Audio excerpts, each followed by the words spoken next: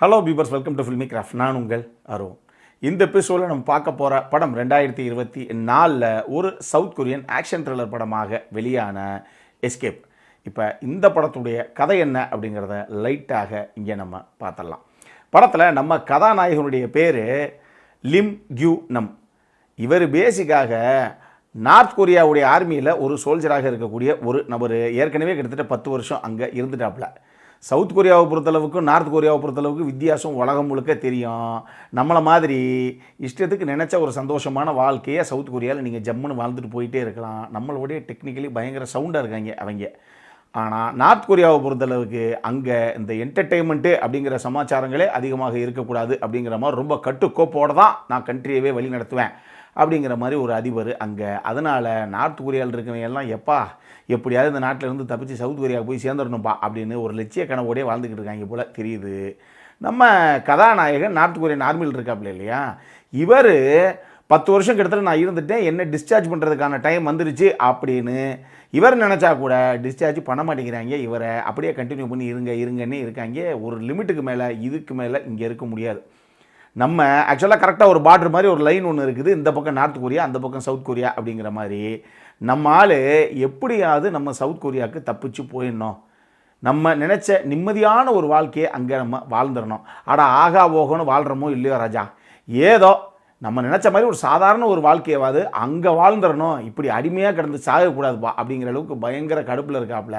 இது ஒரு சிவிலியனாக இருந்து இந்த மாதிரி ஒரு ஆசை அவருக்கு இருந்தது அப்படின்னாலே நார்த் கொரியாவிலேருந்து சவுத் கொரியாவுக்கெல்லாம் அப்படி நீங்கள் காலை வச்சிட முடியாது. இதில் நார்த் கொரியா ஆர்மியிலே வேலை பார்க்கக்கூடிய ஒரு ஆளுக்கு இப்படி ஒரு ஆசை நம்ம சவுத் கொரியாவில் போய் செட்டில் ஆகணும் அப்படின்னா சும்மா விட்டுருவாங்களாங்க. அதனாலேயே கண்ணில் விளக்கண்ணை ஊற்றிக்கிட்டு பார்த்துக்கிட்டே திரியிறாங்க. நம்ம ஆளுக்கு என்ன வேலைங்கிறீங்க? இவருடைய ஆர்மி பேஸில் நைட் தூங்குவார் இல்லையா, எல்லோரும் தூங்கிடுவாங்க. தூங்கின உடனே நம்மளால் தூங்குற மாதிரி பாவலா பண்ணிவிட்டு கடைசி நைட் எழுந்திரிச்சு வெளியே வந்து இவருடைய ஆர்மி பேஸில் இருந்து முதல்ல வெளியே போகிறதுக்கு, அதாவது உள்ளே இருக்கக்கூடிய சோல்ஜர்ஸ் வெளியே போயிடக்கூடாதுங்கிற வரைக்கும் கன்னி வெடியை போச்சு வச்சுருக்காங்க ஆன் த வே ஃபுல்லாக. இவர் அந்த கன்னி வெடிகளுக்கு நடுவில் பத்திரமாக நடந்து போயிட்டு கையில் ஒரு பேப்பர் எடுத்துகிட்டு போய் நோட் பண்ணிகிட்டே போவாப்புல. இந்த ரூட் வழியை தான் இங்கேருந்து தப்பிக்கணும், இங்கேருந்து போனோம்னா எந்தெந்த பக்கம்லாம் கன்னி வெடிகள் புதைச்சி வைக்கப்பட்டிருக்கு அப்படிங்கிறத தெளிவாக நோட் பண்ணிக்கிட்டே போவாப்புல. போயிட்டு கடைசியாக விடியறதுக்குள்ளே அங்கேருந்து திருப்பி எவ்வளோ தூரம் அவர் ஒரு 2 கிலோமீட்டர் போகிறாருன்னு வச்சுக்கோங்களேன், போயிட்டு திருப்பி வந்து பேஸில் ஒன்றும் தெரியாத மாதிரி சமத்தப்படுத்தி தூங்கிடுவாப்புல. காலையில் எல்லோரும் எந்திரிக்கும் போது இருந்துச்சு இப்படி ஒரு ஆள் இந்த ஆள் நைட் இந்த வேலையை பண்ணுறேன் அப்படிங்கிறத யாருக்கும் தெரியாது அங்கே. ஆனால் நம்ம ஆள் பக்காவாக பிளான் பண்ணிக்கிட்டே இருக்கார்.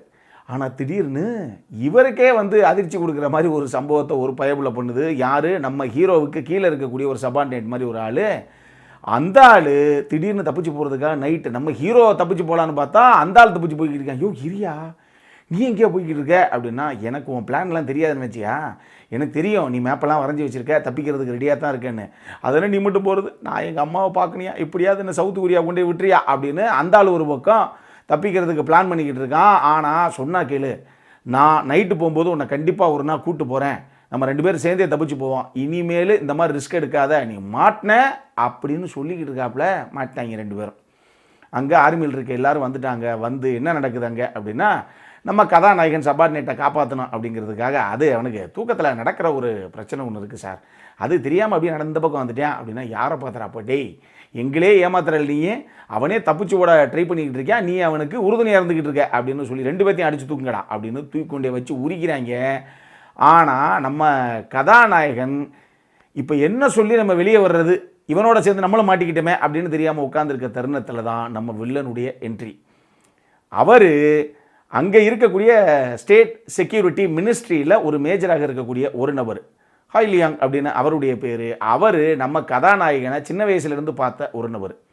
அவர் இங்கே பாருங்கள், தப்பிச்சு போக ட்ரை பண்ணவே அவன் தான். நம்ம கதாநாயகன் அதை தடுத்து நிறுத்தியிருக்காப்புல, பார்த்துக்கங்க. அப்போ நம்ம நாட்டுக்காக ஒரு மிகப்பெரிய சேவையை பண்ணியிருக்காரு. அவருக்கு அடுத்த கட்ட ப்ரொமோஷன் கொடுத்து இதே ஆர்மியில் அடுத்த லெவலில் வேறு மாதிரி கொண்டே செட்டில் பண்ணுறேன் அப்படின்னு அடுத்த ப்ரொமோஷனை போட்டு வேறு லெவலில் உட்கார வைக்கிறாங்க. நம்மளால் செம காண்டாயிடுறாரு. யோ விடுங்கய்யா, கிளம்பி போகலான்னு பார்த்தா ஏன் உயிரை வாங்குறீங்க திருப்பி இங்கேயே போட்டு அப்படிங்கிற மாதிரி ஒரு நிலைமையில் வரப்போக, எவன் செத்தாலும் பரவாயில்ல நம்ம தப்பிச்சே தீர்றோம் அப்படின்னு கங்கணம் கட்டிட்டு களத்தில் இறங்கலாப்புல நம்ம படத்துடைய கதாநாயகன். உண்மையாக அவர் எடுத்த காரியத்தை வெற்றிகரமாக முடித்தாரா இல்லையா அப்படிங்கிறது தான் இந்த படத்துடைய மொத்த கதையை. இந்த படத்தை பொறுத்தளவுக்கு பரபரப்பான ஒரு திரைக்கதையோடு இருக்கக்கூடிய ஒரு படம் தான் இது. இந்த படத்தை பொறுத்தளவுக்கு கமர்ஷியல் ஆடியன்ஸுக்கு டெஃபினட்டாக பிடிக்கிறதுக்கான வாய்ப்புகள் கொஞ்சம் இருக்குது. ஆனால் இந்த படத்தில் ஒரு சில விஷயங்கள் எனக்கு கொஞ்சம் ஒர்க் அவுட் ஆகலை, அது நான் பின்னாடி உங்களுக்கு சொல்கிறேன். ஆனால் இந்த படத்தில் கதாநாயகனாகட்டும் வில்லனாகட்டும் 2 பேரும் அந்த கதாபாத்திரத்தை அட்டகாசமாக பண்ணியிருந்தாங்க. கதையில் அங்கங்கே பரபரப்புடைய உச்சியில் கொண்டு போய் உட்கார வச்சிருக்காங்க. பேக்ரவுண்ட் ஸ்கோரிங் அந்தளவுக்கு அட்டகாசமாக இருக்குது. டெக்னிக்கலி செம சவுண்டான ஒரு படம் தான் இது. படத்தில் முக்கால்வாசி நேரம் வந்து நைட் சீக்வன்ஸாகத்தான் இருக்குது. ஸோ சினிமோட்டோகிராஃபர் லைட்டிங் பண்ண விதம் அப்படின்னு சொல்லி எல்லாமே சூப்பராக இருக்குது. நான் சொன்ன மாதிரி டிஐ டீமும் அதுக்கேற்ற மாதிரி ஒரு கலரிங்கை பக்காவாக மெயின்டைன் பண்ணியிருக்காங்க. பகல் காட்சியாக இருந்தால் கூட அது ரொம்ப சப்போர்ட்டிவாகவே இருந்திருக்கு இந்த படத்துக்கு.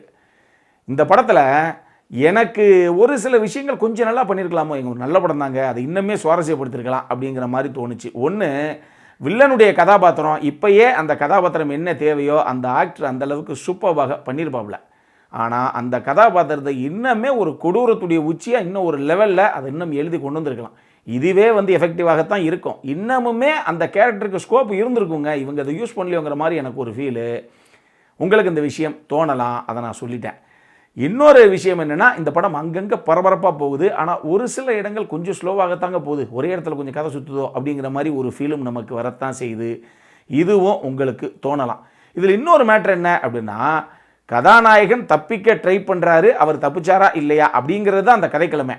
அதனால் இந்த கதையில் நிறைய ஆப்பர்ச்சுனிட்டிஸு அப்படின்னு இவங்களால் க்ரியேட் பண்ணவே முடியல. இந்த ஆள் தப்பிச்சானா இல்லையா, இந்த 2 ஆன்சர் மட்டும்தான் நம்ம படத்துடைய கிளைமேக்ஸ் வரைக்கும் வெயிட் பண்ணணும். அது என்னன்னு நீங்கள் வெயிட் பண்ணி பாருங்கள். அதனால் கொஞ்சம் ப்ரிடிக்டபிளாகத்தான் இருக்குதோ அந்த கதைக்கிழங்குற மாதிரியும் எனக்கு ஒரு ஃபீல் வந்தது.